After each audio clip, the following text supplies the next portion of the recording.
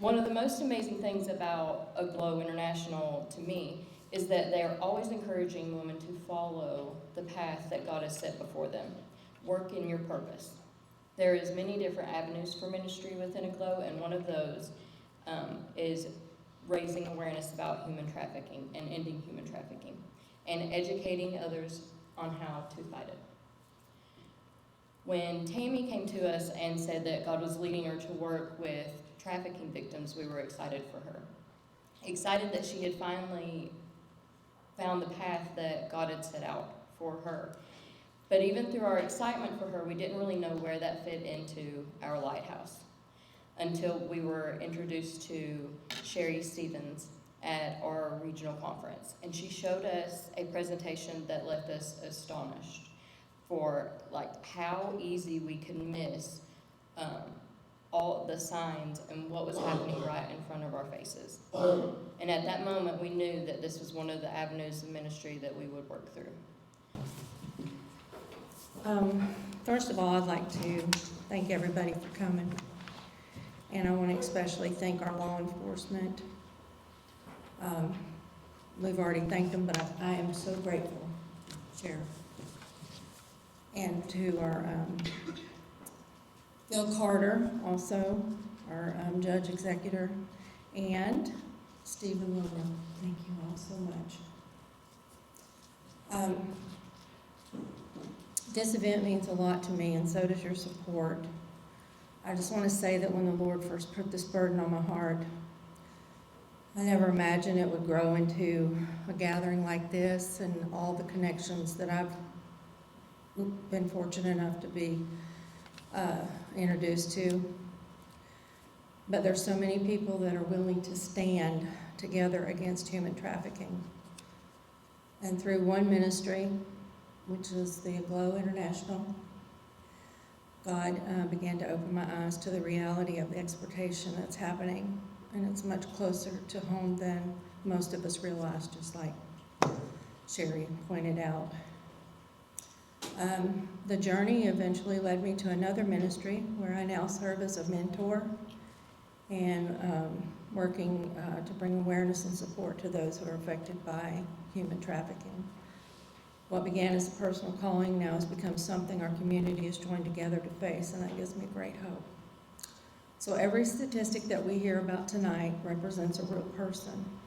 Someone's child, someone's sister, and someone who deserves to be seen, protected, and set free.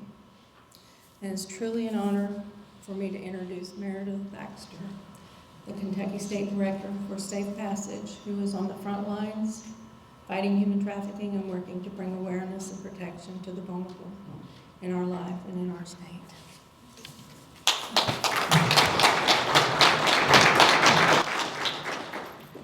Give me 1 second.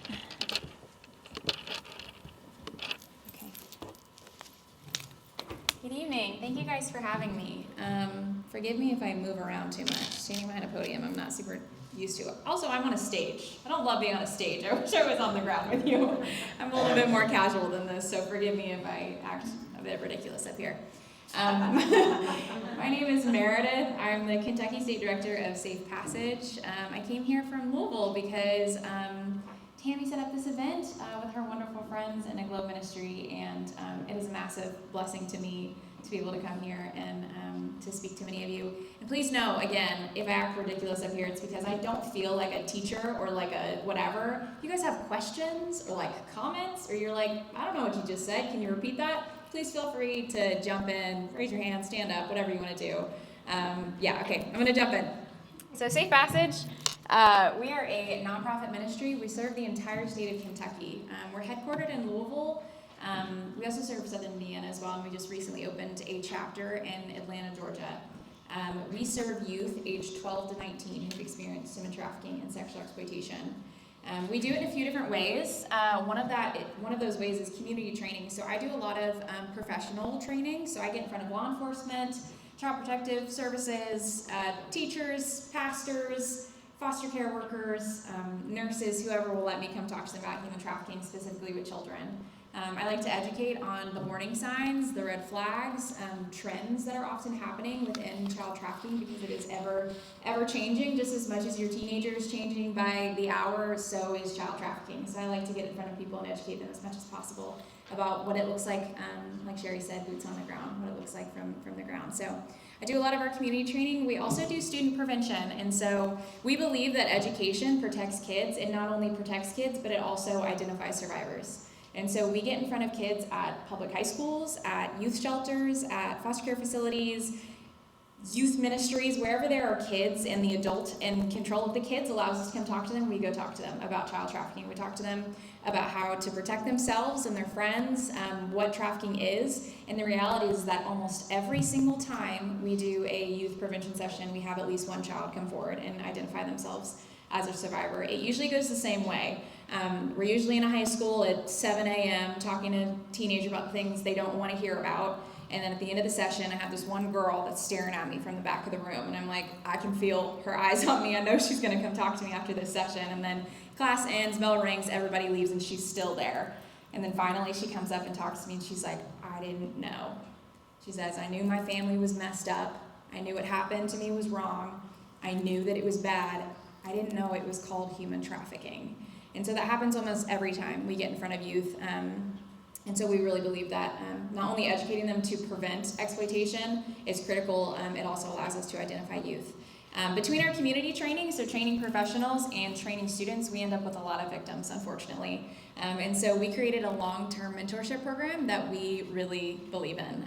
We've seen that the trauma from relationships can be healed with healthy relationships. Not only that, we also equip Christians. We equip believers to walk with those youth, to speak life into them, to pray over them, to bring them to Christ if that's how their relationship kind of grows. But we've seen real life miracles. We've seen kids that can't even look an adult in the eyes because they've been hurt by the person that was supposed to protect them, like thrive. We've seen them be like young adults that are jumping into careers and going to college and having healthy relationships because they had one safe adult. Tammy is one of those for us. She's our mentor for a very wonderful young girl in our program. So I would love to tell that story at some point, but anyway.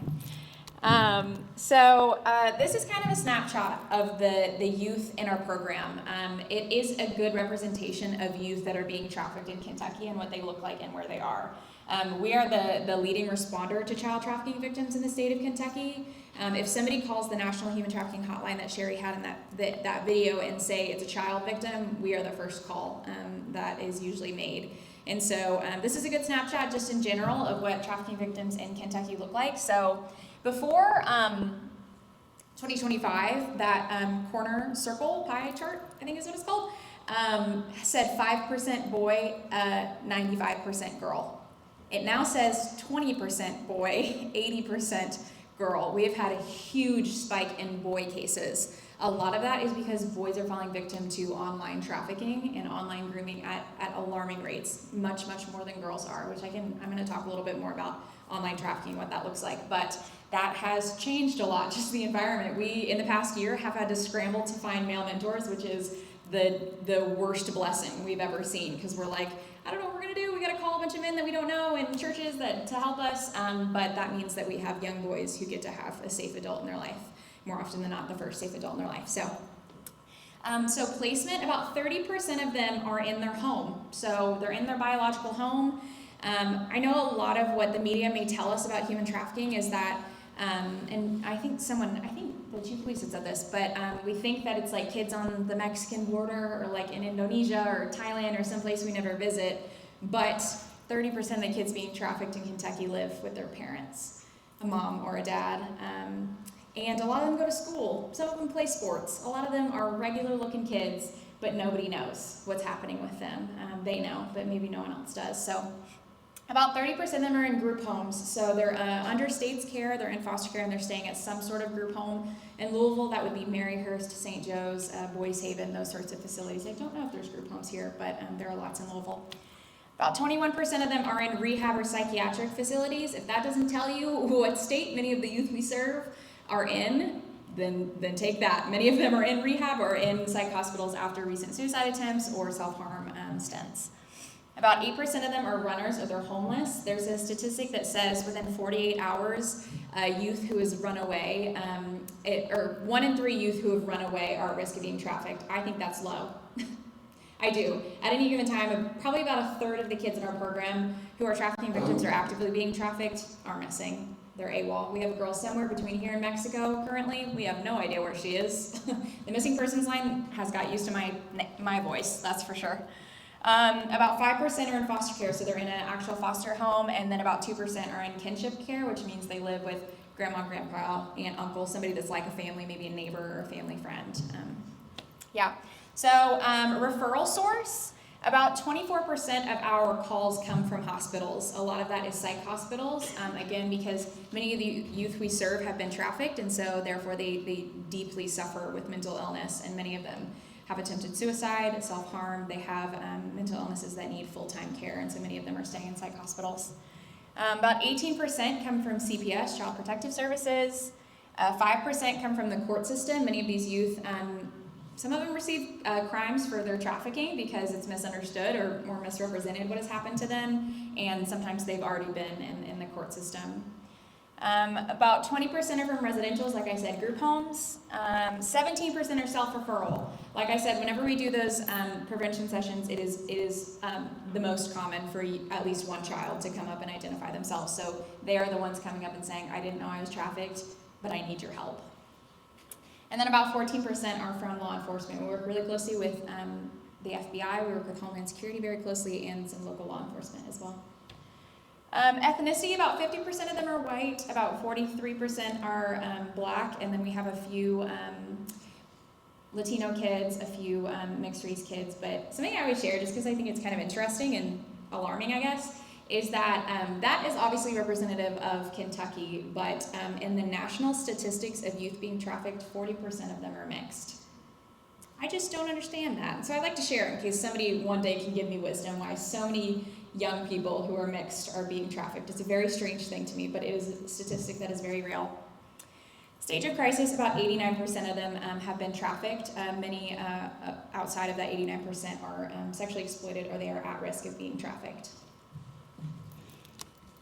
Okay, so this is the federal definition of trafficking. I may take this off if that's okay. Sorry. Okay, so this is the federal definition of human trafficking, and then the chief of police, you did mention crossing state lines. That's completely accurate. Before 2000, the definition of human trafficking included that they had to be transported across state or country lines. Many people still think that's accurate. It's not uncommon for me to do a training and ask people like, what do you know about human trafficking? And they're like, they gotta be brought here from Mexico. And I'm like, I mean, maybe, but that's not completely accurate. So the current federal definition includes both sex trafficking and labor trafficking. Can you guys hear me okay? Am I like sounding terrible? Okay. Okay, so sex trafficking is the recruitment, harboring, transportation, provision, obtaining, or soliciting of a person for the purpose of a commercial sex act in which the commercial sex act is induced by force, fraud, and coercion, which I'll talk about those three and what they look like. And then those bold words is where I exist in. Or in which the person induced to perform such an act has not attained 18 years of age. So there doesn't have to be any sort of substantiated proof of force, fraud, or coercion for a child to be a child trafficking victim, because kids are very, very easily manipulated, and you don't have to force a kid if you manipulate them, and so that proof is not needed in order for it to be a child trafficking case. And then labor trafficking, many of you understand, is forcing someone to work in less than conditions and often for free. What we see most in Kentucky with labor trafficking cases are non-American born people who are being forced to work. We see a lot of it at horse farms, agriculture farms, massage parlors in urban areas, nail salons, hotels. Have you guys heard the kind of like buzzword that human trafficking is really, really bad during the Derby? Do you guys hear that? Labor trafficking is actually significantly worse than sex trafficking is during the Derby because people are wanting to serve out-of-towners and they need people, and so they will often force people to work during that time. The sex industry spikes even more than sex trafficking does as well, again, because out-of-towners are coming in. Also, sex trafficking is bad all the time. They just have a lot of people reporting and have a lot of news channels out there during Derby. If they came out the next week, it would be just as bad. Okay, so force, fraud, and coercion are the three modalities of trafficking, force is what we see most often in the movies. And so that's what you see in probably the Taken, Liam Neeson movies, is that a gun is being held to someone's head, somebody is being beat up, a bag thrown over their head, and they're forced into a white van or whatever. That's what we see a lot in the movies. When it comes to child trafficking cases, that is not very common.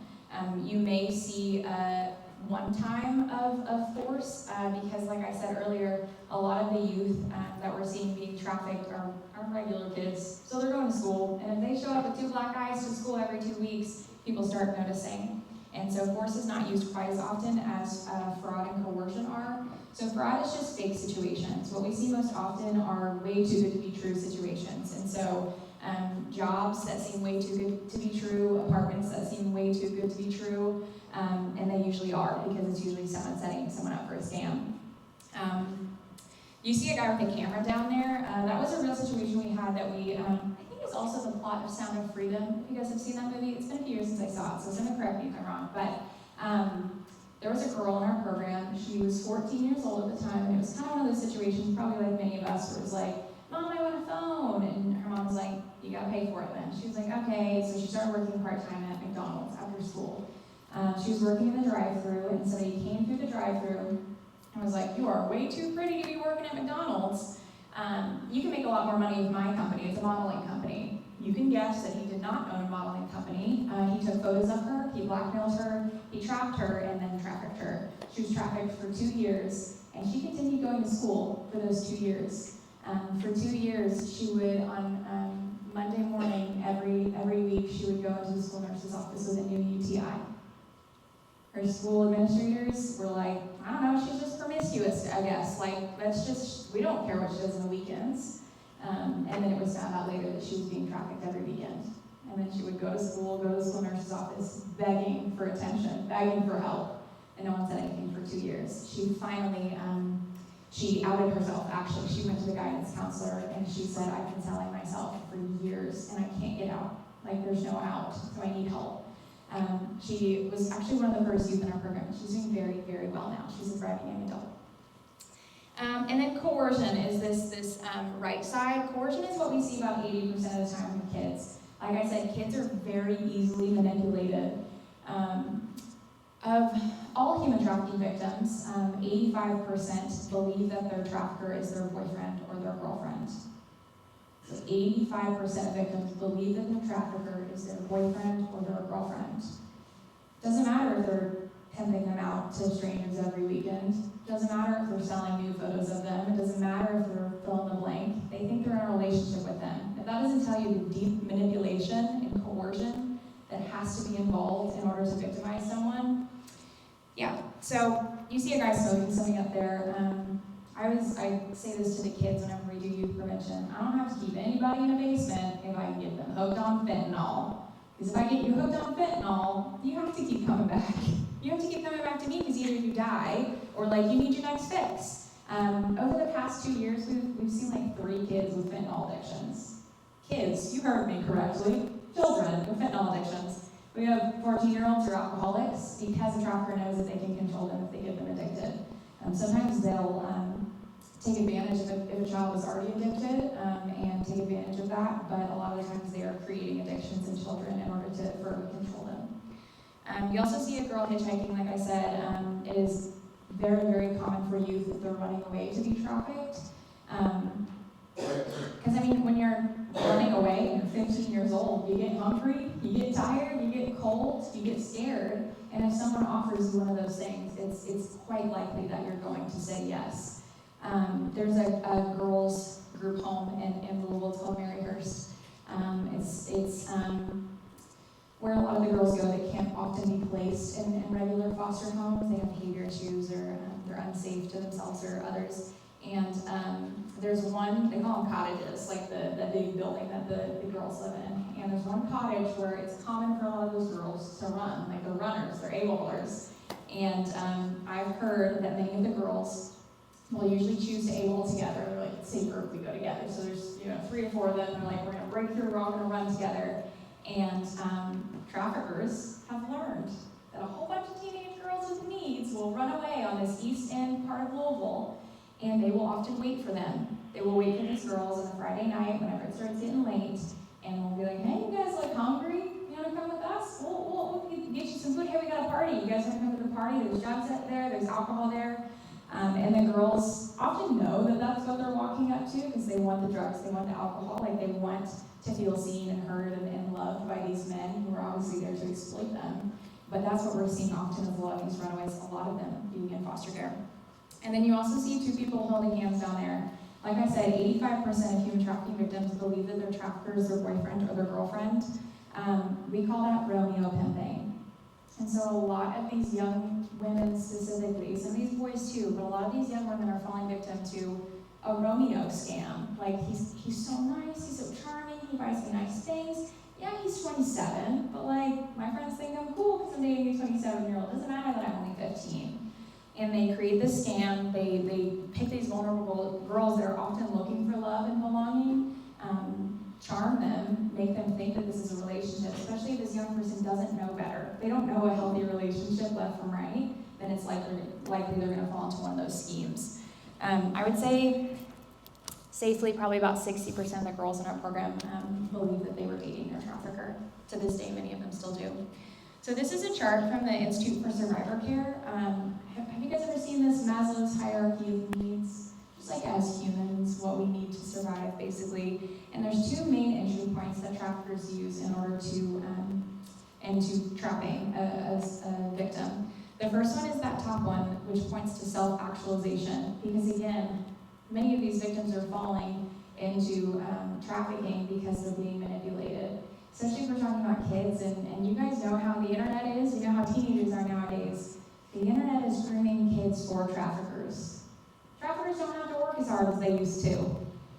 Pedophiles don't have to work as hard as they used to, because the internet is already grooming kids. It's posting on TikTok. There's OnlyFans creators. OnlyFans is a porn app. There's OnlyFans creators who are billionaires. They have 10 million followers. They're the most famous TikTok accounts that you'll see on there. And they're OnlyFans creators, which means the porn stars, and they're very famous. And so this trafficker goes to this girl who has no money. Maybe she's in foster care. Maybe she's alone. Maybe she's desperate for love and belonging. And he's like, I can make you like that girl. You know that girl on TikTok? She's super famous. I can make you like her. I can be your manager. Yeah, I can manage your accounts. I can take care of it for you. I can get you all the collabs you need. I can get you all the cash you want. And so these traffickers are manipulating these youth by thinking that they're choosing to be trafficked. Like they think they're giving them a career. They think they're giving them this opportunity that's going to get them out of the hood, that's going to get them out of that trailer, that's going to get them away from their parents. So they're making them think that they're choosing this. The other entry point is love and belonging. If 85% of victims believe that they're dating their trafficker, then you would think that they're approaching them with love. They're offering relationships to them. What we see most often with boys who are being trafficked nowadays is that they're meeting people that they believe is a girl on Snapchat, on TikTok, on Instagram, building relationships with them, and then that person is usually blackmailing them, threatening them, putting them into a corner to where, like, I thought I was in a relationship with this person and now they're exploiting me. And so those are the two main entry points, and obviously once they have entered, they have control or access to this child, they're going to break them down. And so breaking down their self-esteem, you're nothing, you have never been nothing, you're not worth anything. They're removing their love and belonging. Your family doesn't like you, your friends don't like you, I'm all you have. Safety, I'm gonna kill you if you tell anyone. Basic needs to where there's full control over this victim and they cannot leave. Okay, so another kind of synonymous word for child sex trafficking is the commercial sexual exploitation of children, or CSEC is what you may hear. So CSEC refers to child abuse where someone's getting something. So a child is being sexually abused and then somebody's getting paid, whether it's monetary or non-monetary. If it's, they're getting paid drugs in order to have sex with a child, then it's abuse where there's an exchange. CSEC is kind of an umbrella. Under the umbrella of CSEC, it includes child sex trafficking, or the quote-unquote prostitution of children. I wish I could erase that from my slides and never say it out loud again, because I don't think children can be prostitutes. You would be surprised how many adults have said that to my face. Doesn't matter that she's 16 or 17, she's a prostitute, she chose to do it. I'm like, that's crazy, because she was manipulated by a 30-year-old. You think she chose that? Child sex tourism, commercial sex exploitation, commercial production of child pornography. I also hate that phrase. Child pornography kind of makes it sound like there's some sort of like consent, or the child's going to be getting paid for it. The more appropriate term would be child sexual abuse material. And then any online transmission of a live video of child engaged in sexual activity in exchange for anything of value. So the continuum of sexual abuse to CSEC. Obviously, if a child's a sex trafficking victim, they've been sexually abused, and that's how it always starts. So it always starts as sexual abuse, obviously. Child sexual abuse is obviously a violation of boundaries, and then as it starts to move towards sexual exploitation, that's when they start to view themselves as a sexual object, low self-esteem, guilt and shame. If they're a runaway, they're homeless, linking love with sex and abuse, and then that's likely when it becomes sexual exploitation. Moving closer to sex trafficking and commercial sexual exploitation, there's usually poverty and a need that a trafficker is exploiting, a power dynamic between an adult and a child, media influence, the demand of child sex trafficking, and then from that point on, that's when recruiters are involved, buyers, traffickers. So some numbers around the problem. I hate that top one, I really do. It says that 18,000 kids are trafficked in the U.S. annually, and I hate it because it's inaccurate. It's incredibly low, because it's not an accurate number, I'm telling you now. Those are cases that are investigated, and they're decided by somebody, this is a child sex trafficking victim. It does not include kids who are trafficked by their families, and they can't speak up because it's their dad or their mom or their grandma or grandpa. It doesn't include kids who are undocumented and they can't speak up because them or their family gets deported. It doesn't include kids where they went to an adult, what they thought was a safe adult, and the safe adult said, yeah, right. I don't believe that for a second. You asked for it, didn't you? You put yourself in that situation. It doesn't include all those kids that are just pushed off and disregarded. I've heard the upwards of 450,000 kids a year annually are trafficked in the U.S., unfortunately. 63% of them do not realize they're victims. A lot of that is because the manipulation that is put into trafficking a child. Some of it is because of trauma bonds. What we like to say with the kids is like Stockholm syndrome. Some people don't realize they're being trafficked because they start to build a strong attachment to the trafficker. 94% of trafficked youth have a history in the child welfare system. So that means CPS has been called, they've been in foster care, they are in foster care, they've been adopted, that sort of thing. I also hate this one. There's a $9.5 billion revenue for child trafficking in the U.S. The U.S. is the highest buyer of children, unfortunately. The number is from 2014, but in 2014 the number, I think it was something like 456 or something kids were trafficked in Kentucky in 2024. We get about 80 calls a year for kids across the state. I was just telling the girls when I came in that when I was on my drive from Louisville, it was a 3-hour drive, and I was, reading the town signs as I passed through, and I passed 15 cases on the way here.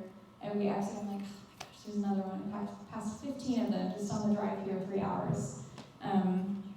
If that also doesn't tell you that we're serving a lot of kids in rural areas. I wish it only happened in Louisville, Lexington, y'all, but it does happen in rural areas.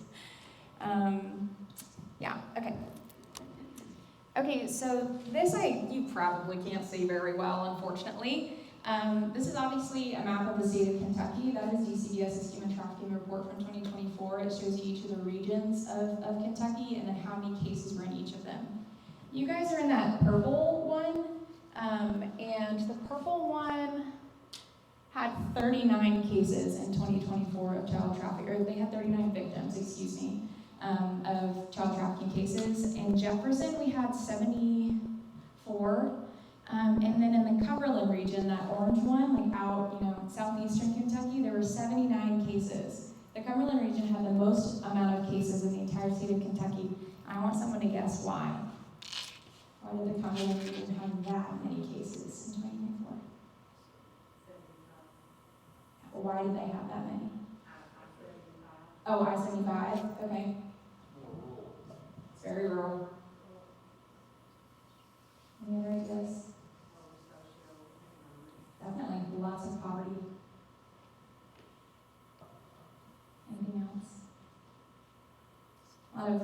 poverty leads to a lot of drug addiction. The opioid crisis is quite severe in the Cumberland region. My family's from out there. And the vast majority of the 79 cases were familial trafficking. They were parents trafficking their children for the price of drugs. Because if a drug dealer is trying to make a deal with someone, and that person's like, I need that kit, and they don't have any money, but that trafficker says, well, if you give me photos of your 14-year-old daughter, and he can go sell those and make double what he was going to make just with the drugs. He can probably make triple or even more. So the vast majority of the cases we're seeing in rural Kentucky are familial trafficking, and often the child is being sold for the price of drugs, unfortunately. Okay, online enticement. Sextortion is a sexual extortion pushed into one word. It's basically the blackmailing of children, often on the internet, where they're blackmailing them for nude photos, explicit videos, that sort of thing. We're seeing it rapidly, and I want to talk to you about Eli. So Eli was a 16-year-old who lived in Glasgow, Kentucky, and in February of last year, he unfortunately committed suicide. Eli had met someone who he believed to be a friend on Snapchat. It's normal for kids to talk to people they don't know in person on Snapchat or Instagram. That's normal. It's not the most insane thing in the world. He met someone he was talking to like a friend, and that person took a photo of his face, because that's what you do on Snapchat, you send photos of your face, used AI and created child pornography of Eli. He never sent an explicit photo or video, and this person sent that child pornography video to him and said, if you don't give me $3,000 and I'll expose you. And you guys have seen AI nowadays. Like, AI looks very, very real. And Eli was so afraid within an hour of them sending that video, he had already committed suicide. 16-year-old, regular kid in a regular school, 2-parent household, played sports, just a regular kid. This is what a lot of our very devastating cases are looking like nowadays. I hate to ruin your Thursday evening, y'all, I'm sorry. Okay, so some protective factors. This is what we like to say is kind of the recipe for a safe child. What we say to kids is like, your parents tell you not to run with scissors and don't stick the fork in the outlet and don't, answer the door when a stranger comes. Those are kind of the guidelines to keep you safe. These are our guidelines to keep them safe as well. And so some protective factors, if individual child have positive self-worth, if they have positive coping skills, if they have the awareness of abuse and abuse and trafficking, which I'll pause right there to say, I know as parents, you may hear me say something like that and be like, yeah, right, I'm gonna let you talk to my kid about trafficking. I get that all the time, from parents, from educators. I understand, but the reality is that we live in a very broken world. There's some very sick people, and what I tell parents very candidly and in the nicest way possible is that if we don't talk to them about it, somebody else is, and it's going to be the wrong person. It's going to be a dangerous person, and so educating them is critically important. Having personal boundaries, problem-solving skills, and safe hobbies and activities. When it comes to their social and peer life, having positive peer relationships, mentorship and role models, community involvement, and access to trusted adults is critical. Family and home, I would argue, is the most important part of a child's life to keep them safe. Stable and supportive caregivers, monitoring and supervision, safety boundaries, open communication, modeling healthy relationships, emotional availability, and then when it comes to their school and community, having access to resources, opportunities for empowerment, again, abuse and trafficking awareness and education, and then having trauma-informed spaces. Again, this is what we believe is the recipe for a safe child. I'm going to run through some red flags for you. Kind of what Sherry was talking about. We're all on the front lines. I wish we weren't, but we are all on the front lines when it comes to trafficking. You may leave this and stop at Walmart on your way home and be like, I never would have noticed something like that. I never would have noticed that strange situation. I did this training, my mom works at the University of Louisville School of Dentistry, and I did that training with the dentists and the dental hygienist students there, and after I did this training, I got like 5 calls the next day, and they were like, we were in the clinic and we saw this thing, we didn't even know, I just realized, and I'm like, yeah, it happens. Once you kind of see the red flags, it's hard to look away. And so, again, these are red flags for children specifically. Some behavioral red flags: if they have extreme fatigue, falling asleep in class, or sudden decline in engagement; if they have heightened anxiety, hypervigilance, jumpiness, or appearing fearful of certain students or adults; withdrawn behavior or sudden shift to being unusually aggressive or defiant; scripted or rehearsed responses, especially when discussing home life, relationships, or whereabouts; unexplained absences, frequent tardiness, or being picked up or dropped off at odd times by unfamiliar adults.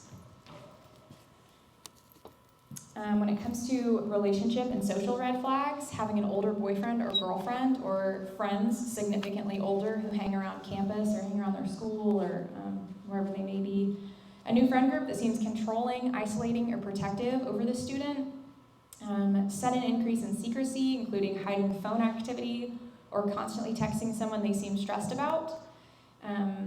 We had a girl come to our, we have a gospel retreat every fall where we invite all the girls in our program to go to some cabins in the woods, and it's so much fun. We put them on zip lines and stuff like that.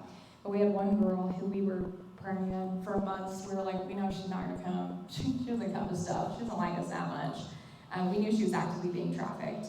As far as we know, she still is. And she was convinced, she was manipulated into thinking that she's a sex worker. So she, at 17 years old, is a stripper in an underground club. We've called law enforcement, they know, I promise, there's cases open.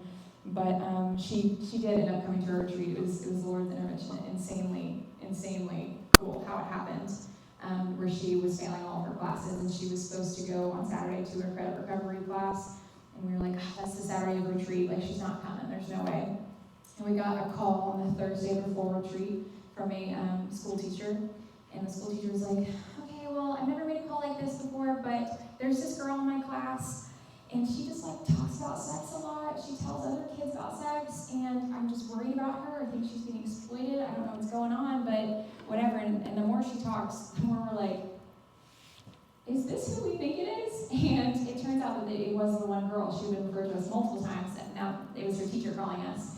And we were like, well, listen, now that we got you, she's supposed to come to a credit recovery program on Saturday, and we need her to not go to that if possible. We understand her education is important. We want her to graduate high school, but maybe you can reschedule it. And the teacher was like, done. She's rescheduled. She's coming to our retreat. So she ended up coming to our retreat. It was so cool. She got to meet the Lord, whatever. It was so cool. But it was the first weekend that she had not been in a club in a long time. It was the first weekend that she had not been stripping or selling herself. And instead she was like in cozy pajamas and like giggling with other girls and like eating chips and like having the best weekend ever, where she was actually acting like a little kid, like she's supposed to. And we have a rule: they have to put their phones up. We're like, keep them in your cabin. We know you need them for, comfort often, but just keep them in your cabin, whatever, you can check them later. She would not leave her phone in her cabin. And I'm telling you, it was like every second the phone was buzzing, and she's checking it, she's anxious. And I'm like, hey girl, put your phone away, I'm trying to talk to you. She's like, I can't, he's mad at me. He's mad at me because he lost business that weekend. The trafficker lost business because she was with us, having fun in a cabin and not selling herself and giving him the cash that he believed he deserved from this child. So she had some deep secrecy with her phone that weekend.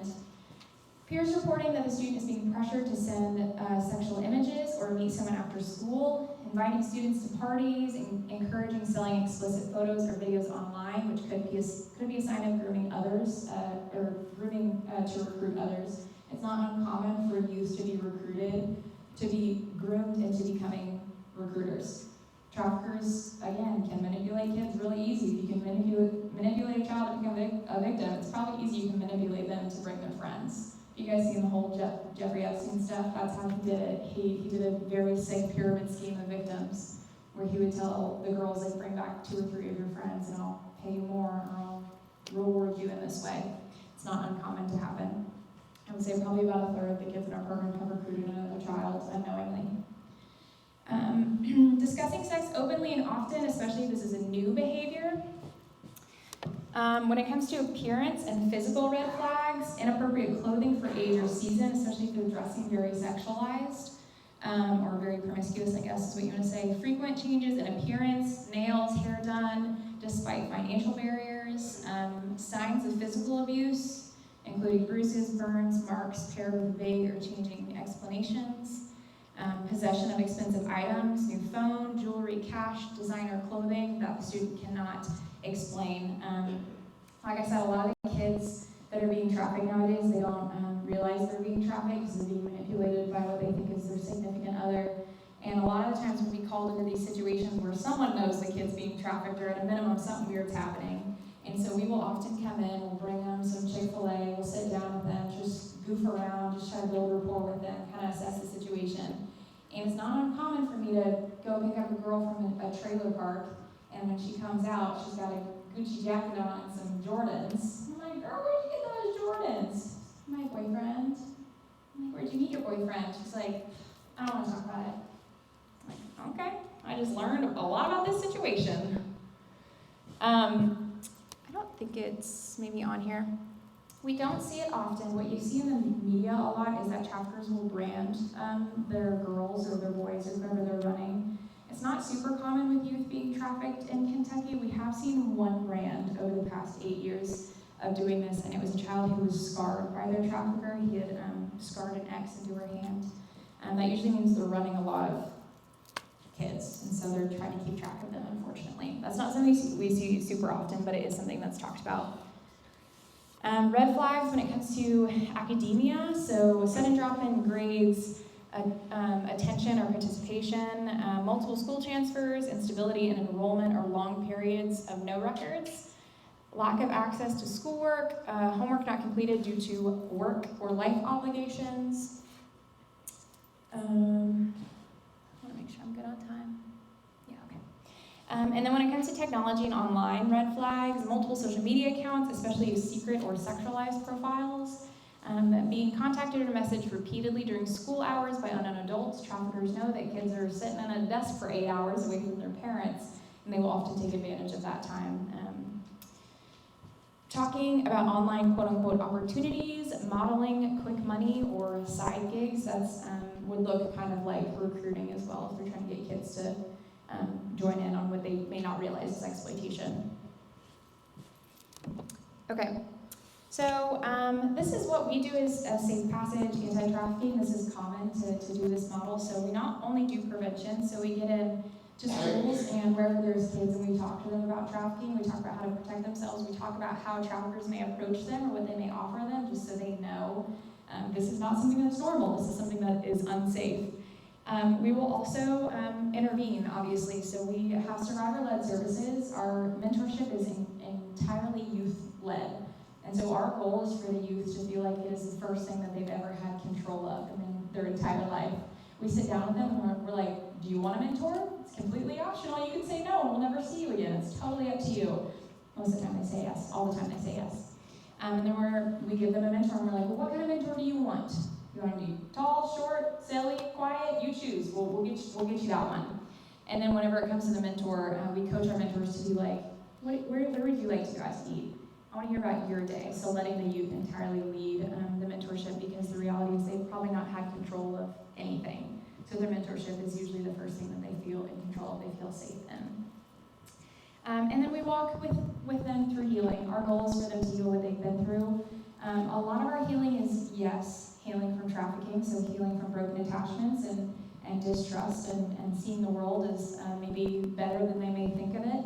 We also believe in the healing that Jesus can give, and so we believe that sharing the gospel with them gives them an eternal hope, eternal healing. And then we also really want to heal what is broken inside of them that often looks like a very poor self-image, because, we think about people who are maybe manipulated into trafficking. They're manipulated into this toxic, nasty relationship that probably none of us would be in. And there's something deep in them to where they really believe, like, I don't deserve safety. I don't deserve healthy relationships. I'm not worthy of someone that's kind to me. Like, this is what I deserve. And so much of our mentorship, so much of our programming is around teaching them, like, you are as wonderful as we think you are. I promise you are. You are really that wonderful. And so really getting them to believe that. I want to tell you a few stories of some of the kids in our program. These are fake names, and I've changed a little bit about their stories so they can't be identified.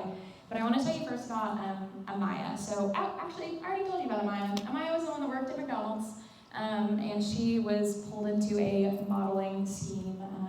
She was very young. Like I said, she would come into the school nurse's office every week with a new UTI, and no one identified her. No one knew the school nurse. Very devastatingly came to us after we had discovered. It was like, I didn't know. I didn't see it. I just didn't see it. Looking forward, because you kind of know Maya's story now, and Maya's doing very, very well. She's a young adult. She has 2 beautiful children that she unfortunately did get while being trafficked. She had 2 pregnancies, but those are 2 thriving little girls.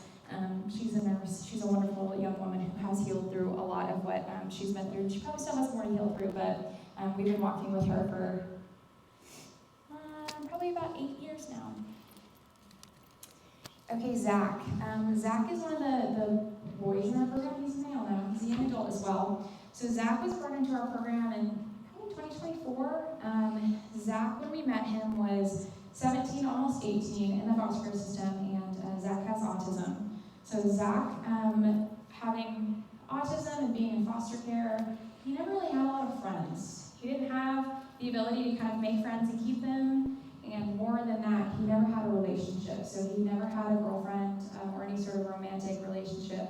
And unfortunately, Zach found a lot of his community through gaming systems and through the internet.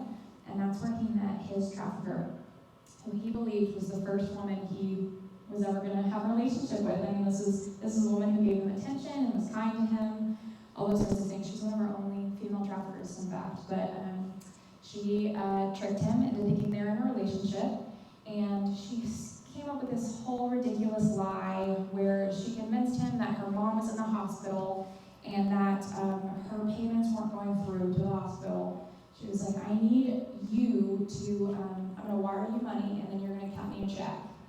If you guys have ever seen the show Ozark, you know that she was laundering criminal trafficking money through his accounts to make sure that no one could catch her. But she was laundering this money, and unfortunately she said to Zach, she said, I want to thank you for all the help that you've given me, and I need you to know that men need to be pleased. And so what I'm going to do is I'm going to send people to your house to have sex with you. And so she did that for a while. She was sending strangers to his house to have sex with him. He didn't know any better, and he also didn't know that she was charging those people. So she was charging people to go to this young boy's house where he had very little oversight and was trafficking him, and again, he had no idea. We were able to identify him. His caseworker is actually who called us because he all of a sudden was super lethargic. He was very distracted. He has autism, and he's very, very structured.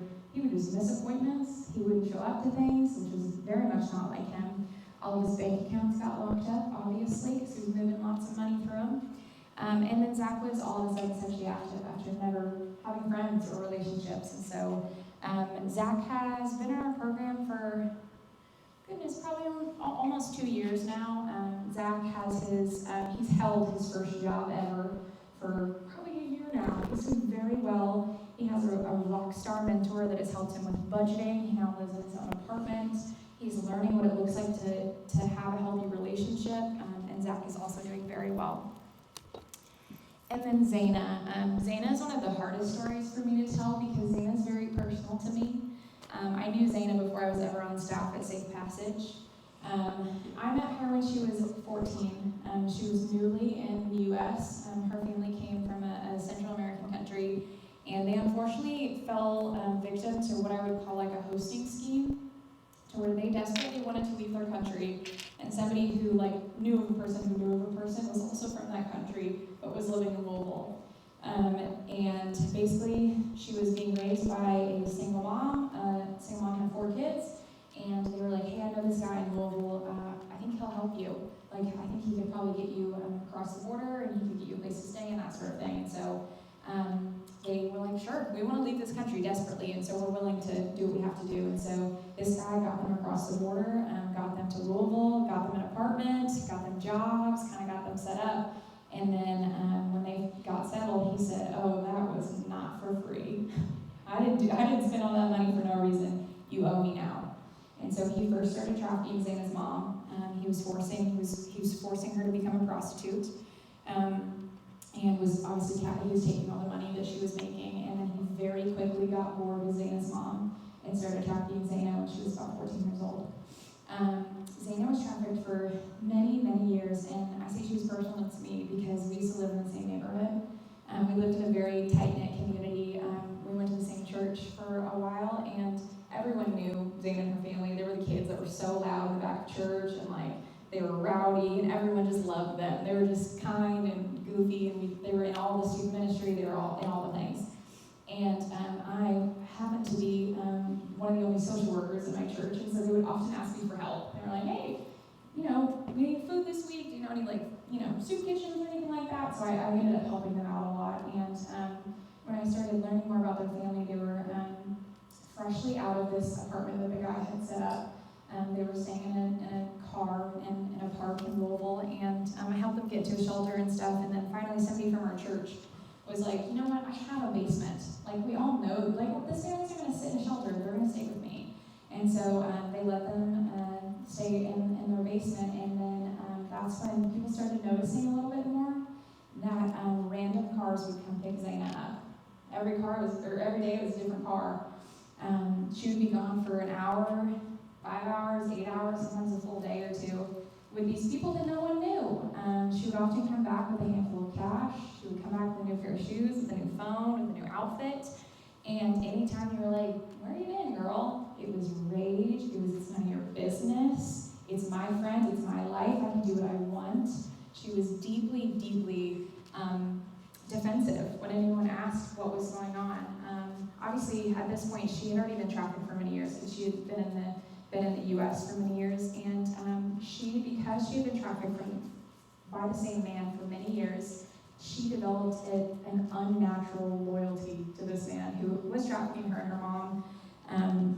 To this day, she still has a bit of a loyalty to him, and still thinks he was doing what he thought was right for us, and he was trying to help us. And he wasn't, honey. He was not trying to help you. But she developed this deep loyalty to him, and anytime, before I was on the staff at Safe Passage, I would, pick her up and take her to McDonald's, and I'd be like, so girl, tell me about what's going on. Who are these people? Are you okay? She would scream at me. There was one time I took her to McDonald's, she screamed at me, and then she hid in the bathroom for an hour. And I was like, I don't know how I'm gonna get this girl back in my car at home.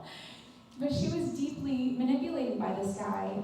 She felt like she had to protect him because he was protecting her, is what the scheme that he had set up and made her believe. She ended up having 2 teen pregnancies. One was more recent. Whenever she got pregnant the second time, it was by what you call a John. A John is just like a client. She got pregnant by him, and our team sat her down, and we were like, okay, girl, we gotta figure something out, because now you're pregnant again, you already lost one of your kids to foster care, unfortunately, we're gonna have to figure out what's going on, how to help you. And it was like the scales started to fall off finally of her eyes, and she was like, yeah, I guess that was weird that a stranger got me pregnant, and he was old, and yeah, he did pay me for it. I had to bring the money back to that guy, but yeah, it was just seconds of just I'm realizing what's going on now. It took years. She was trafficked for probably 4 or 5 years before she even started realizing what she had been through. It was also on the anniversary of her being in our program for 1 full year, is whenever she realized, I just realized this is a really bad thing that I've been in. We've been able to kind of help her get to the point of healing, because it's scary whenever you realize after years of what you thought was normal in your relationship or whatever, that it actually was exploitation. And so she is doing very well. She's doing a lot of healing right now, and we're willing to walk with her through her healing as long as it takes. Okay, so interacting with youth survivors. If you ever get a chance to interact with a youth survivor, if you're a law enforcement, if you're a school teacher, if you are a pastor, and you start noticing those red flags, you start getting concerned about a child, it's in your neighborhood, it's your own child, these are some tips as to how to care for them well. So first, always be mindful of their loyalty. Like I said with Zaina, she was deeply loyal to this person that she thought was her protector. Same with those 85% that think they're in a relationship with their trafficker. We often don't poke at the trafficker that we know is their trafficker. We know that they're being trafficked, but we know if we poke at him, then she's not going to trust us. Especially if it's the first time we met a kid and we're like, come on girl, he sucks, that boyfriend, you think he's your boyfriend is your trafficker. She would be like, I don't know you, I know him. He takes care care of me, he provides for me, he protects me. You don't, and then we're gone. And so be very mindful of their loyalty, because it's likely that they're not going to walk up to you with a help me sign and beg for help. It's likely that the manipulation is much deeper than we can even assume. Be mindful of their age. So I say that to kind of say two different things. One, if you guys have ever walked with someone with chronic trauma, they've been through trauma for many, many, many years of their life, they may be like physically 40 years old, but mentally, emotionally, they may be a bit closer to 12 or 14. And so we ask people to be mindful of that. You may be talking to a 17-year-old girl who's been through such trauma that she may behave a bit more like she's 10. I am a mentor in our program, and my sweet girl is that story. So she was abused by her dad, and then she was trafficked for many, many, many years. And she is 17 years old. But goodness gracious, that girl can go crazy at a trampoline park. She loves to giggle and just play like a little kid, and I love to see her like that. Like, I don't care that you're not what the world thinks you should be. You need to be a kid, and so even emotionally, relationally, she is a bit closer to 10, and that's how I talk to her. So that's how I explain things to her. That's how we walk through hard situations. Is I talk to her as if she's much younger than she is. Kind of on the other side of age, like I said, if we're talking about a 15-year-old who's been trafficked for 5 years, it's likely if she's been sexualized and forced into trafficking for 5 years, she may talk and act like she's 45, because she's probably lived the life of an average 45-year-old. She's probably had a lot of life experiences that we wouldn't believe. And so talking to kids also like, you're a whole person who's made decisions, who's done things, and that's okay. Like, you're just a person, and I can talk to you like that, not necessarily like you're like a little kid. So just being aware of maybe where they may be on that spectrum is helpful. Be mindful of their pride. Like I said, traffickers will approach youth and convince them that they are prostitutes. They will convince them that they're sex workers. They will manipulate them into thinking that they are choosing the situation they're in. And so it's not uncommon. We've had a 16-year-old say to us to our faces, I'm a prostitute. Yeah, I get out on the street. I'm on the corners. We're like, honey, you are 16 years old. You shouldn't be saying those things. But a lot of that manipulation could lead to a very confusing pride that you could maybe see in a youth survivor. Also be mindful of their environment. Kids are trafficked when they're vulnerable, and if their vulnerability is that they're in foster care, their parents aren't safe, they live in a trailer park where there's no parents, there's just chaos, then we often see these kids that are being trafficked and we're like, oh, I just want to help them, I want to take them home, I know her mom is missing her, I know her dad is just, sick over this.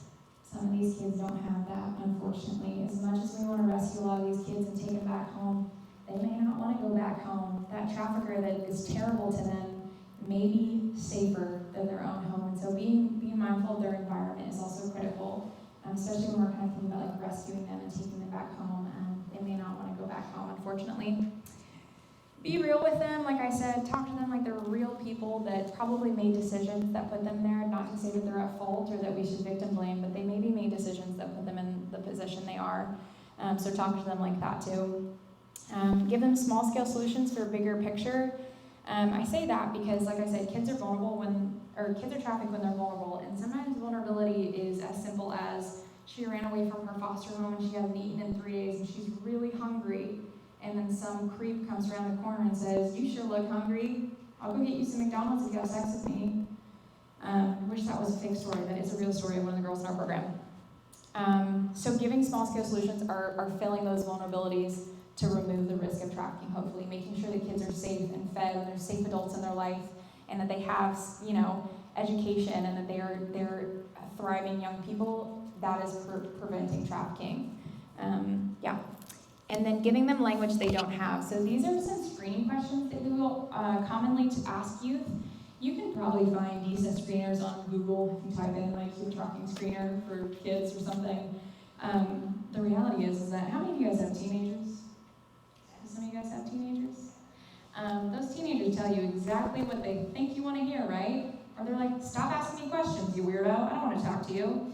And so when it comes to screeners, it's not uncommon for kids to be like, we sit down with the kid, we're like, are you a human trafficking victim? Yes or no? They're going to say no. We're going to be like, don't talk to me. I don't like you and I don't want to talk to you. So we are really great at figuring out the truth of what kids are in like, stressful or harmful situations, because we have real conversations with them and we ask them questions like this that kind of disarm them almost. So we ask questions like, can you tell me about where you're staying right now? Do you feel safe living there? Is it a good place? We say things like, well, how do you make your money? Do you get to keep the cash you make? What I like to say in there is, like I said earlier, whenever we may be trying to figure out what's going on with the kid, and she jumps into my car with a pair of Jordans, and I'm like, oh, there's some crazy shoes, girl. How do you pay for Jordans? And she like gets real weird. She's like, it's none of your business. She's like, my boyfriend, and like just gets real weird. I'm like, oh, okay, something strange is happening. Maybe somebody is grooming this child or has given them these things. Saying things like, have you ever traded sex, nudes, sexual favors for cash or clothing, a phone, food, or anything like that? Have you ever had to do something sexual with someone in order to live somewhere? Has anyone ever paid you for nudes or sexual videos? Has anyone threatened you to send photos or videos? Does anyone force you to wear specific clothes, act a certain way, or do things you're not totally comfortable with? And then how to respond. So if you feel like you've identified a child trafficking victim, whether again it's in a case that you get called into, it's in a classroom, it's in your congregation, these are some steps of how to respond to it. So having a trauma-informed approach. What do you guys think it looks like to have a trauma-informed approach? It's like a practical way to be trauma-informed. If you had to guess.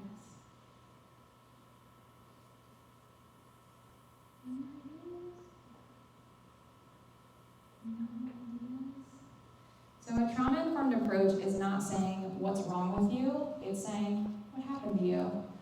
So thinking like, let's say that you're sitting in a subway and somebody comes in and they start ordering whatever and they can't hear the person across the glass. They're like, I can't hear you, and then they start getting really frustrated, they start screaming, maybe they get on the ground, start flailing, and you're like, that person's a psycho, like what is wrong with that person? Instead of saying, what is wrong with that person and they're a psycho, we can ask ourselves, what happened to this person to put them in this situation? That's what it means to have a trauma-informed approach. And so instead of, when we're talking about a 14-year-old girl who's been to juvie 5 times and she cusses out the first cop she sees and she smokes weed every chance she gets, instead of saying, what is wrong with her? We ask, what happened to her to put her in this situation? Avoid accusations concerning the trafficker. Like I said, it is likely that the trafficker has built manipulation around this child to where they may defend him before they defend anyone else. And so avoiding accusations of that trafficker is likely important to build trust with them, at a minimum just to make a report or get them to a safe place. Obviously report to police for immediate danger. Obviously, it's an emergency, call the police. But we are also, in the state of Kentucky, every adult is a mandated reporter. And so if you as an adult believe that you have suspicion that a child is being abused and neglected or trafficked, it's your responsibility to call Child Protective Services. It's actually a misdemeanor if you don't, because if something happens to that child, then something happens to that child. And so every adult is a mandated reporter, even if it's, calling CPS because your neighbor's, 4-year-old is outside by themselves. Like that's you doing your duty as a mandated reporter. Same thing with kids who are being trafficked. If you're, a school teacher and you notice a kid talking about having to sell herself on the weekend, then that's a CPS report. Share resources. Like I said, immediate needs often save kids from exploitation. If it's that they're hungry or they need somewhere to stay, then doing what we can to provide for them is critical. The National Human Trafficking Hotline, which was also in that video that Sherry played, it is a hub. You can call it from every state, every language, every time of day, and get resources and information about reporting if needed. There's also the National Center for Missing and Exploited Children. That's specifically for children, and it also has a lot of resources around online trafficking, and it's a very helpful resource. And then Safe Passage. Like I said, we are the leading responder for child trafficking victims, and we would love to stay that way. We would love to be brought into those situations on any corner of the state of Kentucky. We have kids literally on every corner. We have them all throughout the state, and so we would love to be part of their life and giving them support that they may need. And then document observations that you may see, any conversations you may have. It's just good to keep that as some evidence. I'm gonna play a quick video for you. This is just the safe passage video.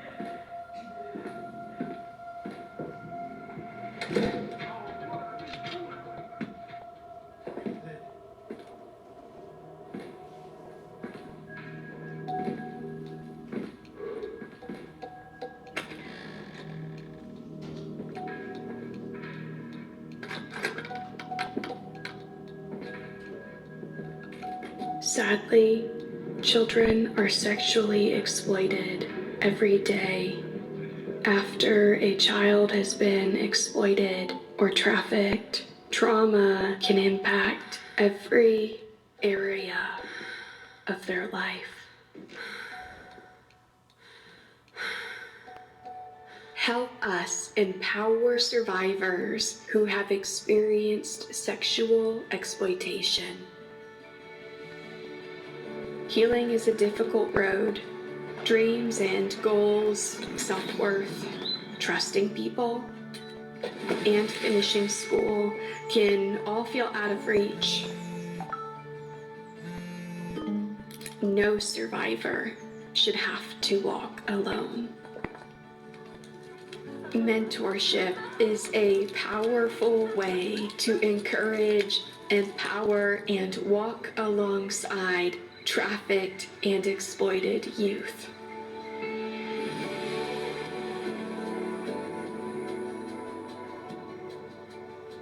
Survivors can leave sexual exploitation, sustain freedom, and believe in a hopeful life ahead with the support of a mentor.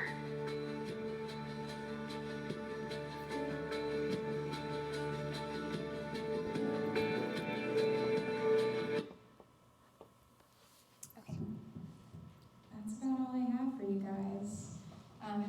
This is a QR code to our website. If the QR code doesn't work because it's kind of blurry, it's safepassageusa.org. And that's my contact info if you'd like to reach out to me for any questions or anything like that. But I would love to answer any questions anybody may have or curiosities.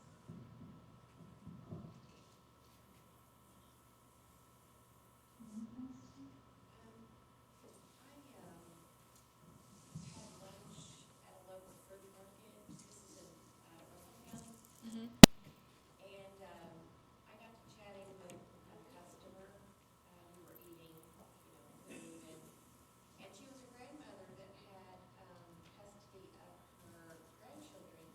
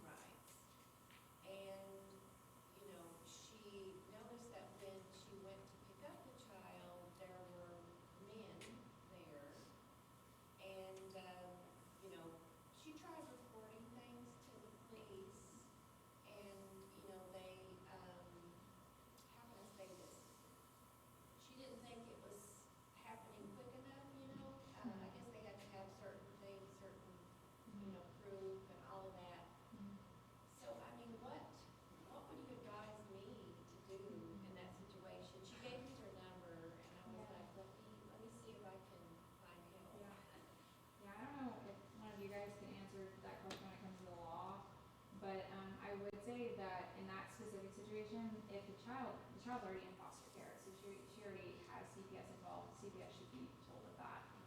It's common that I've heard that, while parents can get like, they'll get supervised, visits rather than unsupervised to make sure that nothing is happening. So grandma should probably let CPS know. I think it ended up, they were moving toward being supervised visits. Okay.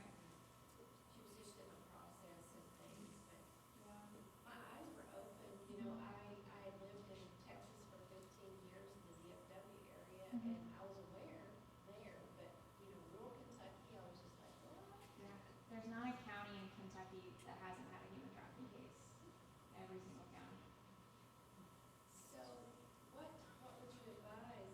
You're saying call, a number, an 800 number, but, I mean, is there anything local? Because, I mean, other than to do an 800 number? Yeah, well, I'd be curious probably what her interactions with like the police or CBS have been in that situation. I mean, if she has suspicion that the child could be abused, then if someone's not stepping in, then unfortunately it could just mean that she needs to continue making reports. Yeah. Because, you know, Child Protective Services workers in Kentucky, they're supposed to have 35 cases each, but average is like 75, 100, and so they're overworked, and often can't get to many cases, and so sometimes in those type of situations, unfortunately, we have to tell people, like, keep calling, you have to keep making reports. I mean, on Zaina's situation, I called CPS on her mom probably 8 or 9 times before anybody did anything, just because, again, they're overworked and often have other priorities, and so bothering them enough to maybe making sure that the child is safe is sometimes necessary when it comes to local supports. Yeah. So, about this mentorship program, what's involved, and are they from your local area? You know, how does that work? Yeah, so we have partners throughout the state of Kentucky. Like I said, we work closely with the FBI, with Homeland Security, with CPS, and so we'll get a call for a kid in a town we've probably never heard of, somewhere in Kentucky, and our goal is to build a support system around the child. And so if we don't already have a mentor in that area, then we will raise up a mentor to walk with the child. That's how we partnered with Tammy, which was a really cool God story, where she had known about Safe Passage and kind of in passing and had interacted with us here and there, and then I came to the Aglow gathering, was it last summer or so? Was it in July or something? August, somewhere around there. I came because Lana had invited me, and I was up there doing my thing, and then Tammy came up and was like, I know your organization, like I've heard of you, and I've like talked to your people, whatever. And I was like, that's great. And she was like, I want to become a mentor. I was like, that's great. We have kids waiting. Like we have a kid right now in this area that we can't find a mentor for. So we were able to equip her to walk with a wonderful young woman, not too far from here. And so our goal is to build a support system around the child in their community. That's what's most sustainable for a child to heal. Not that somebody in Bowling Green is calling them every 2 weeks. Like we really want somebody in somebody's community to support them, connect them to local supports. You know, if it means bringing them to a local church, that sort of thing. And so we equip mentors all over the state of Kentucky. Sometimes, I mean, Tammy's training we did virtual because we were like, we need this kid to have a mentor, and so we kind of pushed her through. But we have 2 mentor trainings a year where we talk about what it looks like to be a mentor, and the mentors commit once we've matched you with a child in your area that we think you would get along very well with. They commit to 1 year of mentorship. Spending time with you twice a month is pretty typical, so every other week. It could look anywhere from, you know, taking them to Subway and just hearing about their week and connecting with them to spending all day with them on Saturday and, you know, writing up a budget and going to the zoo and just being able to pour into them based on your schedule and availability. So I'm interested in getting this into our church. We have like 4 campuses. It's called Three Trees. Okay. There's one in Louisville. We just opened one. But I would love to do, Yeah. you know, do this with the church Yeah, and get for sure. involved. Yeah, I have some of my cards up here that I would love for you to take one and maybe connect me to your pastor, but there's also brochures and sheets on your tables that you're welcome to grab. But I would love to connect with your church, and I would appreciate it. Yeah. Any other questions you guys have for me, or curiosities? Yes. Advice would you give law enforcement on anything the board does? And you do report it to the church, whatever person Yeah. they say, you contact them. Yeah. y'all see a lot more cases than I will ever see of child trafficking, I'll tell you that. One time I got a call from a law enforcement, I think he was a sheriff, sheriff's office guy, whatever, in Indiana, and he was like, I've been on the force for 17 years, I've never seen a child trafficking case. And I was like, sir, you have no idea what you're looking for then. I'm so sorry to tell you that, but you've seen a lot more than you think. So you guys see a lot more than we do, but when it comes to like very practical advice, definitely calling child protection services, but saying the word trafficking will spark a lot more actions than just saying this kid is being abused.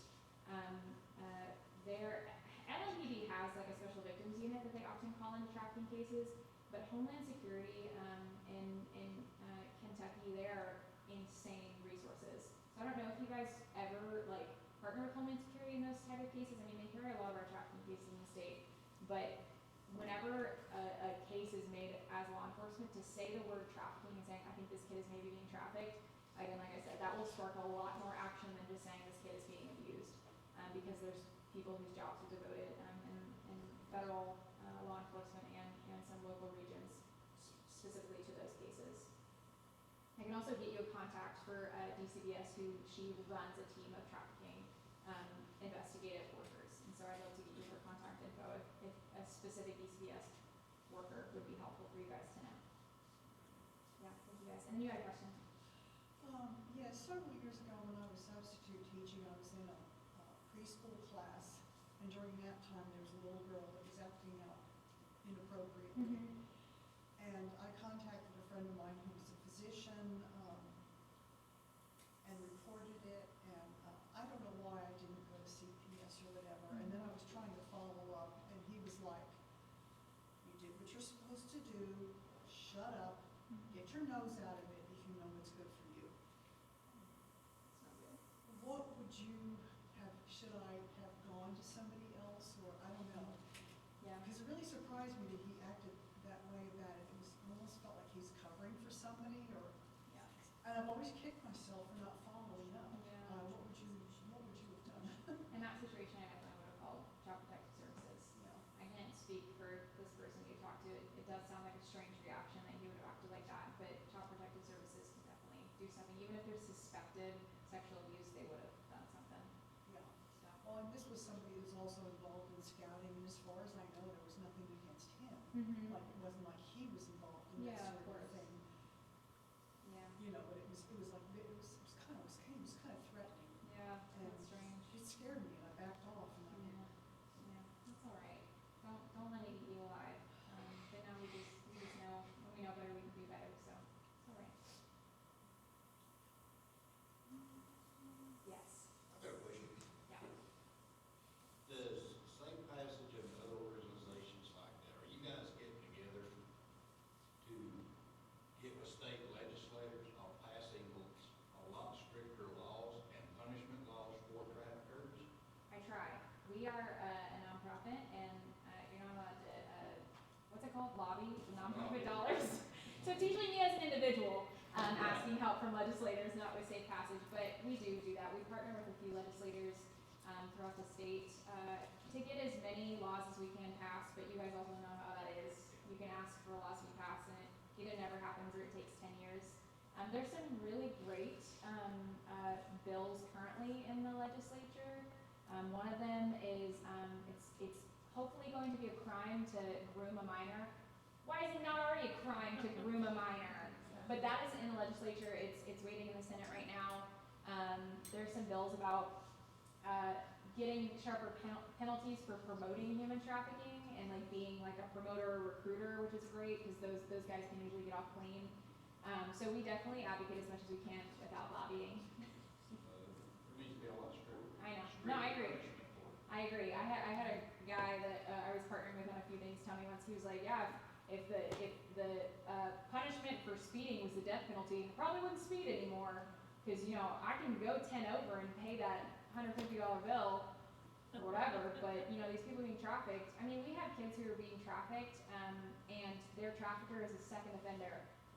How did this person get out, serve their time, get out, and then traffic another kid with nobody doing anything about it? It's because the sentence was long enough.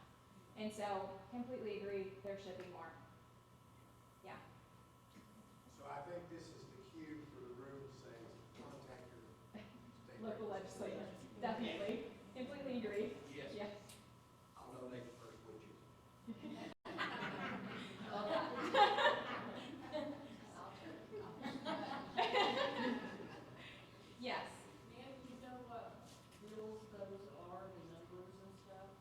again, you want me to rattle them off, or you want me to tell you later? The grooming.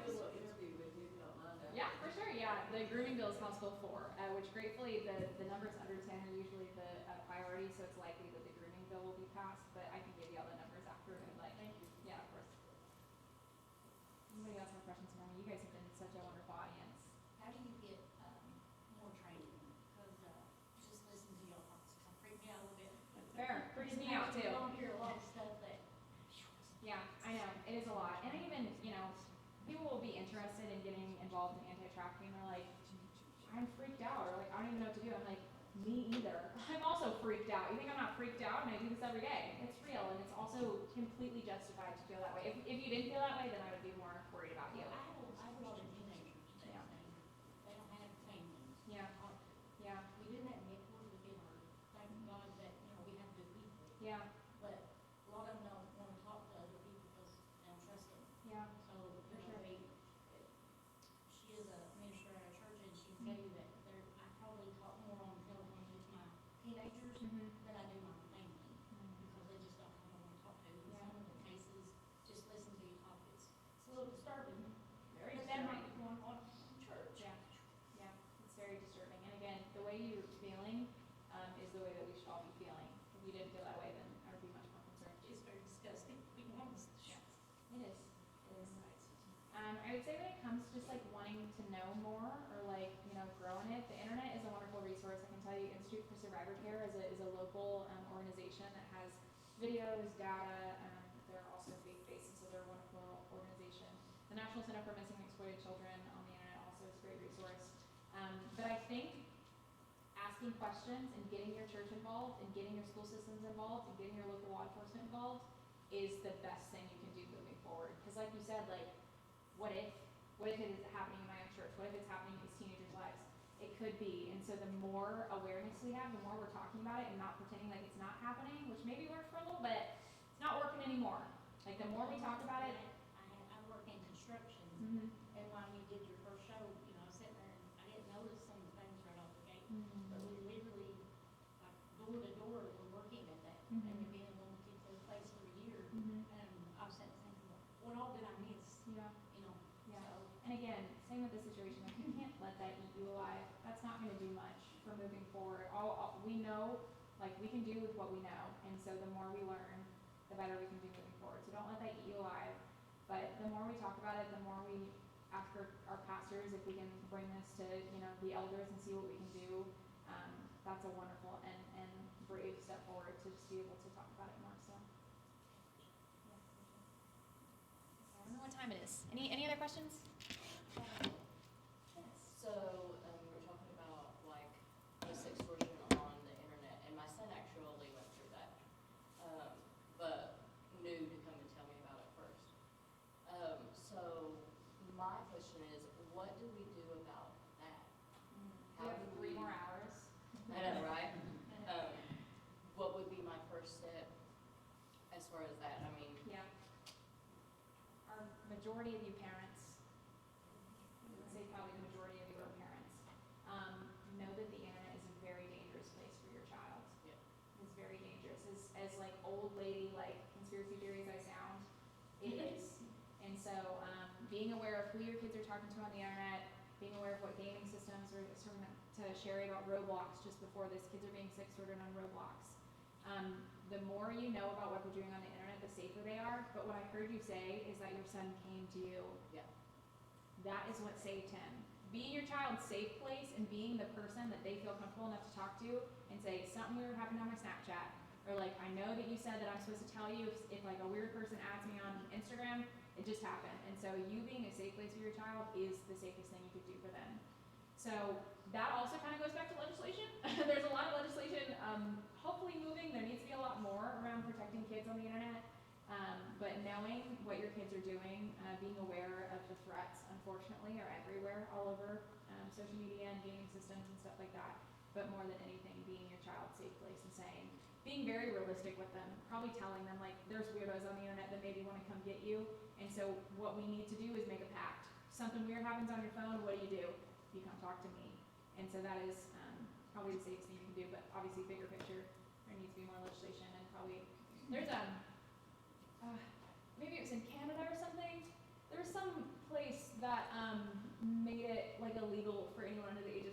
on social media. I was like, oh my gosh, please.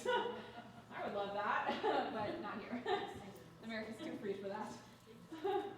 Great question though. I think we're probably about time to close up. Thank you guys for your attention. You're a wonderful audience and have wonderful questions. And it's my blessing to be able to share this passion that we get to do and this wonderful ministry that I get to be a part of. If you would like to engage with us in any ways, please grab a brochure, come talk to me afterwards. But thank you guys so much.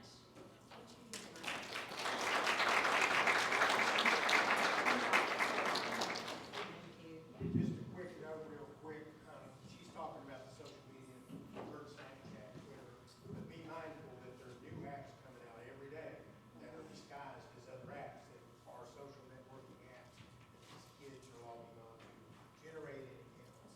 And they could be disguised as account enabler or a camera. So just be mindful, do your research, study the apps that are coming out, and they're coming out every day. Different ones. Thank you, Meredith, thank you, Sherry. Thank you, each and every person that's came. I know I'm gonna be, looking at situations a little differently, so, wow, right? But thank you again for, just, supporting our kids. I'm so thankful for you. So, right now, I'm just gonna ask Laura Harris, and Jessica, told you who Laura was. Laura is our Kentucky State President with Aglow International, and we love her. Amazing, so we appreciate you. I know, she was from Columbia today just to be with us. I love you. Yes, I love you all too. I came, about 4 hours to get here tonight, because I love these girls, but, sometimes I get asked to say something and sometimes I don't. But a while ago, I thought, if I get a chance to say something, I just wanted to stick to the law enforcement and just say, these people right here at this table, they are prayer warriors. They are strong in the Lord, and I know probably many of the other ones are as well. But do not underestimate the power of the Holy Spirit to help you solve your cases and to find people who are missing and to give insight and revelation into the things that you need to know. And one of my I was watching something the other day, and it was like, if you see something, say something. Oh, I was in the airport in Boston, and this thing kept going off. If you see something, say something. If you see something, say something. And Ephesians 5:11 says, have nothing to do with the fruitless deeds of darkness, but rather expose them.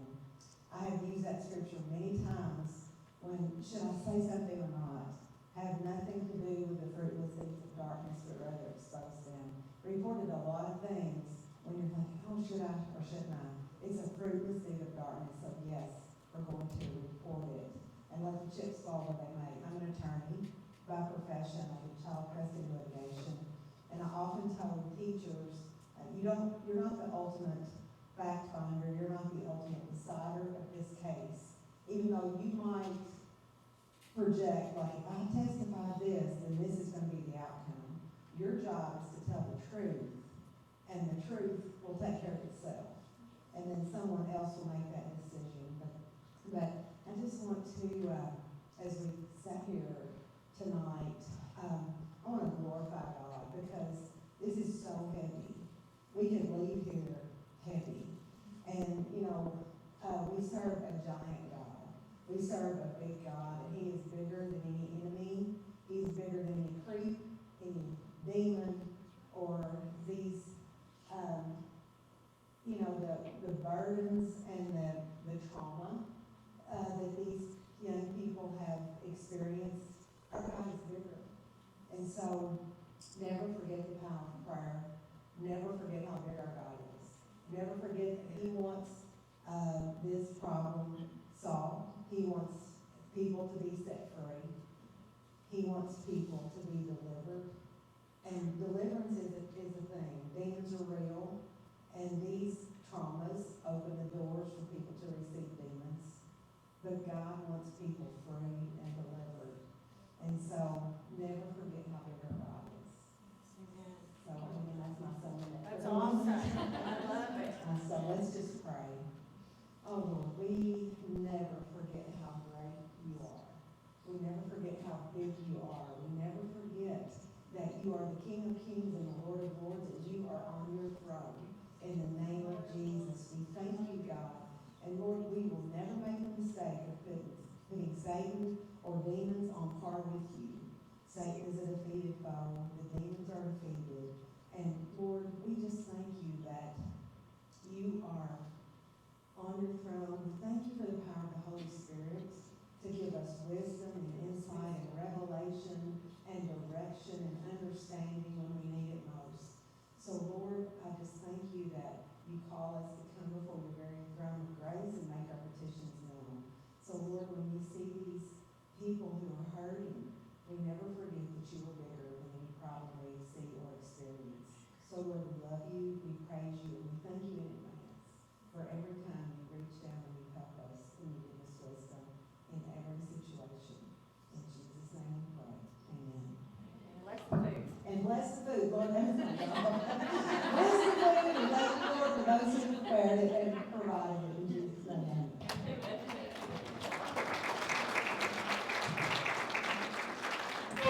My name is Meredith Whitfield. I'm the Kentucky State Director of Safe Passage. We are a nonprofit that serves child trafficking victims throughout the state of Kentucky and in southern Indiana. And we most recently opened up a chapter in Atlanta, Georgia. The youth we serve are aged 12 to 19. Many of them have been trafficked or sexually exploited. They can look anywhere from being, a youth who's bounced foster homes for the past 10, 15 years to a child in a two-parent household that goes to a private school and plays the sports and got messed up with the wrong person online. Child trafficking can encompass a lot of things, but the easiest way to understand it is that when children are sexually abused and someone is getting something out of it, then it's trafficking. So a child is being sexually abused and there's an exchange of cash, or drugs is what we see most commonly in the state of Kentucky. We see what we call familial trafficking, where a parent is trafficking a child or a family member is trafficking a child for the price of drugs. We see that most often in rural counties. We serve both boys and girls. Kind of what we like to say is the blueprint.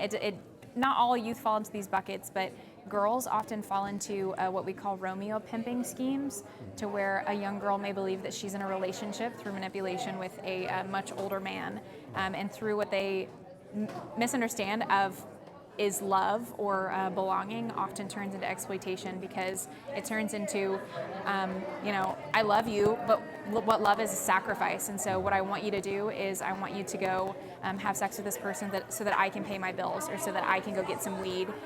What we see most often with boys is kind of the bucket of online enticement. Boys often fall victim to relationship scams or friendship scams on social media or through gaming websites, and they're often blackmailed and threatened and fall into sextortion cases. Sextortion is sexual extortion, to where a child is being sexually abused through the internet, and again, someone is making something off of it. There's an exchange.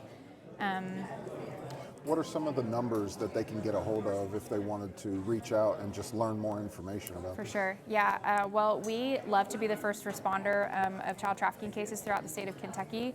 And so obviously if police or CPS needs to be involved, then we can either connect you to them or be a part of that. But Safe Passage is a resource for you if you ever do come in contact with child trafficking. But I also recommend the National Center for Missing and Exploited Children. They're a wonderful resource that heavily focuses on online enticement and lots of reporting around sextortion. And then the National Human Trafficking Hotline is a national hub and resource for being able to not only get resources but also report. And so you can call in any state at any time of day in any language and get help through the National Human Trafficking Hotline. That's awesome. Do you happen to know that number? Not off the top of my head. Okay, it's fine. Unfortunately. We'll put that right in there. I'll edit that in. Is there another company or anything that partners up with you guys that you guys would like to give a shout out to?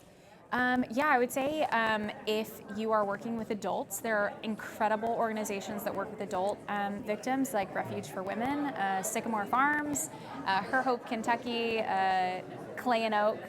We are... Raimi Estep, I think, is one of them. Oh, yeah, for sure. Yeah. Like that. That's a good one, too.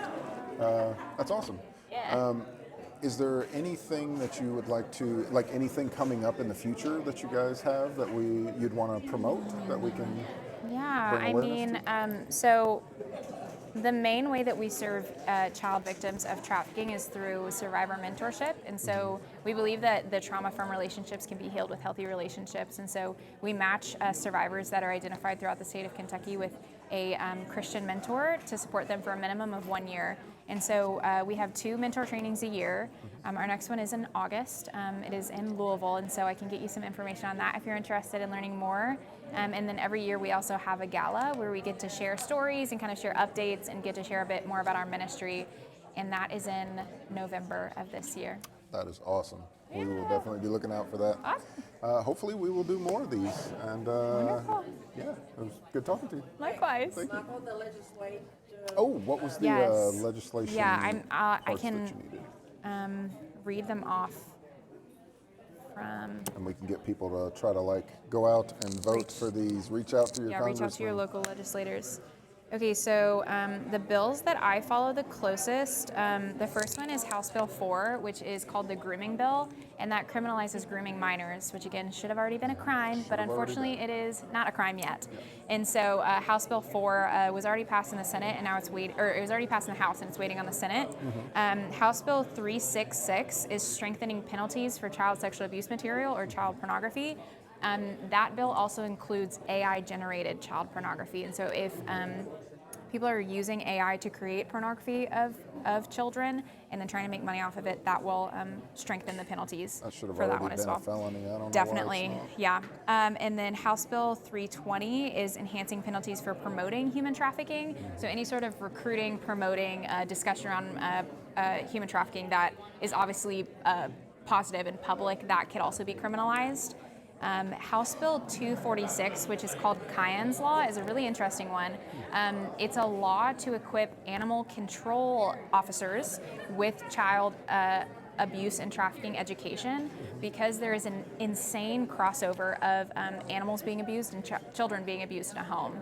That's a fair point. Yeah, so it's named after a young boy Kind of named if you're going to Cayenne. be cruel to an animal, you might as well look at them Right, for something else. right. Yeah, that makes sense. The law is named after a young boy named Cayenne, where Cayenne, there's some, I don't remember the exact number, but he was a young boy where animal control was called to his house like 150 times throughout his childhood. They just kept being called because there was dogs and all these, like people were noticing, so people kept calling animal control, and the animal control officer never noticed that Cayenne himself was also being abused, and he unfortunately lost his life to that abuse, and so the law is actually named after him.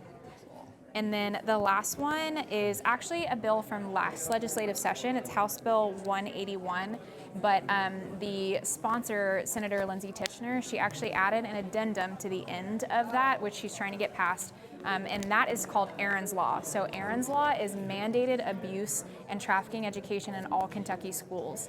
That is actually the legislation that my team promotes the most, because again, kids, if they learn about trafficking, not only does it prevent exploitation, but it also allows us to identify survivors. And so that law would make it to where all Kentucky schools have to teach kids about abuse and trafficking, and that would be like world changing for the state of Kentucky. Yeah. And so we really believe in that one as well. So those are kind of the legislative bills that we follow pretty closely. That is awesome. What's some of the signs for teachers and people to look for when a child is being trafficked?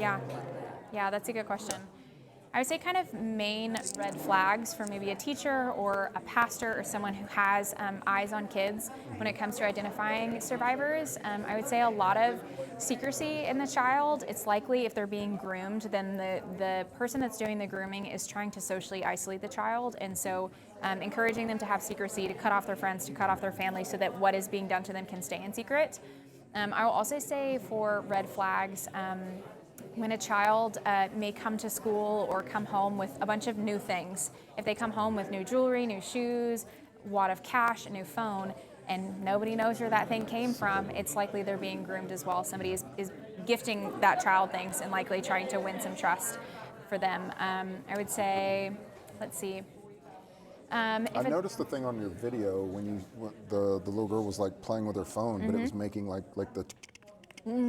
I would kind of say like if it's not making that noise, you might want to watch out. That could be a real additional big one. secrecy. Yeah. Definitely. So Yeah. That was a big one that I saw on there. Yeah, I would say like a change in demeanor that happens all of a sudden can mean that there's some sort of exploitation happening. So it's a kid that, participates in class and has all the friends and is part of the sports, and then all of a sudden she quits soccer and stops hanging out with her friends and stops participating in class or stops coming to class entirely. Like a large change in a child should tell you that something has happened to them. Yeah.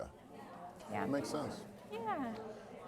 Good. Well, we appreciate talking to you. Of course. Thank Sorry you. I moved around. No, it's fine. You had to do this. I'm glad we got it in there. At least we got to catch this footage up. Sorry about That's that. all right.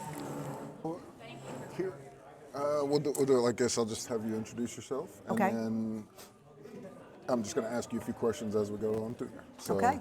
Go ahead. Well, good evening. My name is Laura Harris, and I am the state leader for Aglow International in Kentucky. And we are here at the human trafficking event in Louisa, Kentucky. So it's a real pleasure to be in Louisa. I get to come to Eastern Kentucky quite a bit, and I love it out here. That's awesome. We love having you on here. Is there anybody that you would like to give a shout out to? Well, as I said, I represent Aglow International in Kentucky.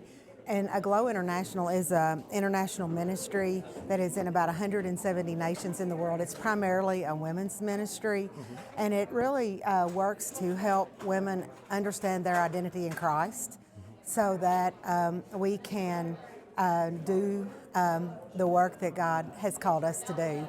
And so Aglow has different initiatives, but human trafficking is one. Israel, Islam, male-female reconciliation, but primarily we are a prayer ministry and a discipling ministry. I love that. What all things do you guys do when it comes to the trafficking part? Well, this is an area that has been in Aglow for a long time, and it is actually emerging. It's emerging here in Kentucky. We have had some events to increase community awareness and to be aware of what things to look for to identify human trafficking. And so that is one of the things that we have done in Kentucky, is to try to just raise community awareness. I love that. Is there if somebody wanted to reach out to you, how would they do that? Well, my name is Laura Harris, and I'll just give my phone number. I'm happy to do that. It's 270-378-0777. I live in the central part of the state, but also in the eastern part of Kentucky. Our area leader is Michelle Skaggs, and her number is 606-624-5242. And so we would love for anyone who is interested to know more about Aglow and how we help people figure out their identity in Christ. We would love to help you do that so that you can step into your calling and identity. And one of the things that I want to share too is we do this thing very often in Kentucky called Game Changers, and it is a weekend retreat, and it helps people to fully understand how God has called them. We're non-denominational, so we're not associated with any church, and in fact, we really advocate that people need to have their own church. We're not a church, and we don't want to take the place of the church. That's cool. I like that. Yeah. I just like all of the work that you guys do. I've looked at some of your guys' stuff. It's pretty impressive. I love it. I like the mission-based. It's like you're actually doing something. It's one thing to pray, and I do believe in prayer. I just believe that prayer without the works is just kind of talk. Well, and I like the talk. It's like you ladies are you're doing it. I love it. Thank you. Faith without works is dead. That's it. And if you don't have the works to go along with your faith, you're really not showing your faith to the world. That is true. In Kentucky Aglow, we're also very much about equipping. We do teachings about every week. We teach on things of the Holy Spirit. We just teach on leadership principles and just wherever the Lord leads us. We need more of that. Leadership programs, I think, are so important and underrated right now. So I love that. That's just great.